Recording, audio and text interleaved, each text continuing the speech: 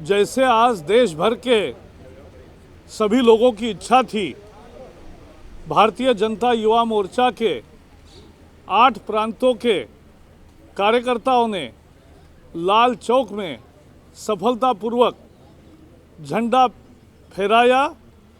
जहां वो रुके थे वहां, वही मैं बता रहा हूं, जहां वो रुके थे लाल चौक पर ही, वही वो झंडा फहराने के लिए झंडा अपने होटल से फहरा कर जैसे लाल चौक बढ़ रहे थे तभी उनको गिरफ्तार किया गया। और इसलिए एक तरह से आंदोलन की सफलता हुई है।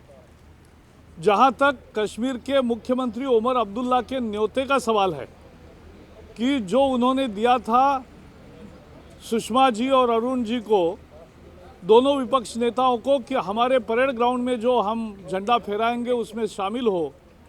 लेकिन कैसी विडंबना है कि एक तरफ मुख्यमंत्री न्योता देता है और दूसरी तरफ उनको बंदी बनाया जा गया है, परेड समाप्त होने तक भी उनको छोड़ा नहीं है। तो इसलिए एक तरफ न्योता देना और दूसरी तरफ बंदी बनाए रखना, ये नियत साफ नहीं है, इसका ये लक्षण है। और इसलिए ये जो आंदोलन चला ये बहुत ही सफल रहा। देश भर के लाखों नौजवानों ने भी उसको समर्थन दिया और सभी लोगों ने समर्थन दिया कि ये कैसा अपराध हो गया कि अपने ही देश में झंडा फहराना अपराध जैसे सरकार ने मान लिया। इसको किसी ने पसंद नहीं किया और आखिर युवा वहाँ पहुँचे। उनके नाम भी हम रिलीज़ करेंगे।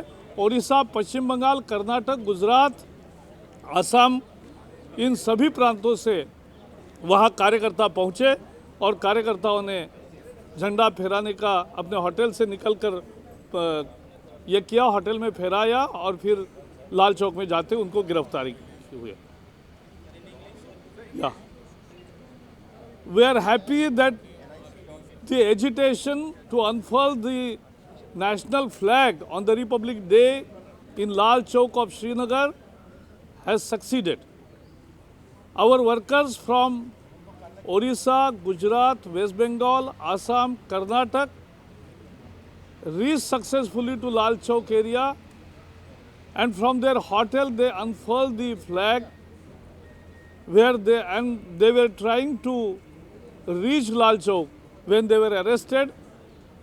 And this was the feeling of the country that how unfurling or hoisting a national flag on Republic Day in any part of the country. They've been released. Yeah. They're just Yeah. Any part of the country is, government made it a crime. But millions of youths participated in our agitation and it was a grand success. Now only we have learnt that our leaders and workers who were arrested in Jammu are released.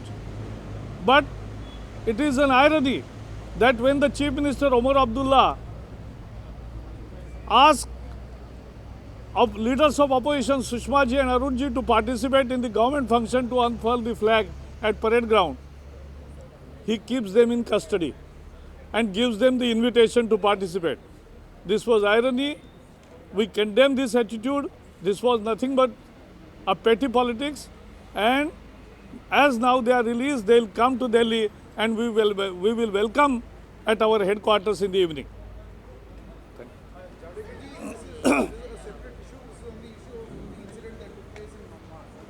Yeah. Don't you think that happening on the eve of Republic Day is a matter of shame for them? The incidents of Manmad shows the nexus between the mafia, oil mafias, and those who protect them from the government side. We condemn these incidents and we really fail to understand, knowing fully well that in diesel, much of the kerosene which is released for the general public or the poorer sections of the society at 9 rupees is adulterated at large quantities. Why government does not come out with a policy of kerosene coupons which can immediately prevent such adulteration and which is a need of the hour. But we immediately we demand a immediate high-level inquiry from the central government because the Maharashtra government's vested interests are mingled with the adulterers and the oil mafias. That is why, and this is the national phenomena, and there has to be proper inquiry and immediate a kerosene coupon system has to come so that adulteration can be stopped. जिस तरह से मनमाड़ में एक उच्च अधिकारी को जो मिलावट के खिलाफ कार्रवाई करने जा रहे थे, उनको उप जिलाधिकारी थे, उनको जिस तरह से जिंदा जलाया गया, ये कहानी है कि बहुत ही गंदा जो एक ऑयल माफिया जो मिलावट करते हैं और जो उनको संरक्षण देने वाले राजनेता है, इनके मिलीभगत के कारण इस प्रामाणिक अधिकारी की मृत्यु हुई है। हम इसकी घोर निंदा करते हैं और मांग करते हैं कि जब केरोसिन कूपन जैसी पद्धति प्रणाली ला सकते हैं और जिससे गरीब को भी 9 रुपये में मिलेगा, लेकिन मिलावट के लिए कोई केरोसिन उपलब्ध नहीं होगा। आज आधे से ज़्यादा मिलावट हो रहा है केरोसिन, न गरीब को मिल रहा है और पूरे एक ऑयल माफिया और भ्रष्ट व्यवस्था है, और इसलिए हम इसको अभी तो वेट करिए। या अभी हमारे जो 2 नेता सुषमा जी और अरुण जी के नेतृत्व में और सभी लोग जो रिहा हुए हैं, शांता जी और आनंद जी भी उनके साथ है, शांता कुमार जी, और ये सभी अभी जम्मू कार्यालय भारतीय जनता पार्टी के पहुंच रहे हैं। वहाँ राष्ट्रीय ध्वज फहराया जाएगा और वहाँ से वो दिल्ली आएंगे। एयरपोर्ट से शाम को उनको स्वागत करके कार्यालय में 6 साढ़े 6 बजे के दरमियान वो पहुंचेंगे और वहां भी उनका जोरदार स्वागत होगा।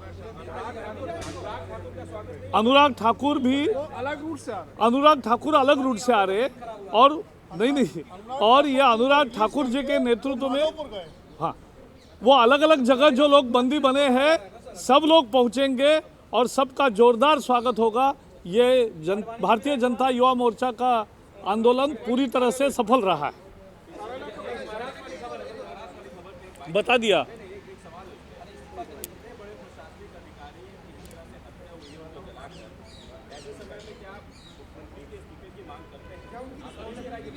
नहीं, ये पूरी तरह से सरकार की जिम्मेवारी बनती है और सरकार की जिम्मेवारी इसलिए है, लेकिन केंद्र सरकार का भी बहुत जिम्मेवारी है, क्योंकि बार बार लोगों ने चेतावनी देने के बावजूद भी ये ऑयल माफिया और राजनेता जो संरक्षण करते हैं, इनकी मिली भगत और मिलावट पे डीजल में केरोसिन का ये गोरख धंधा पिछले सालों से चल रहा है।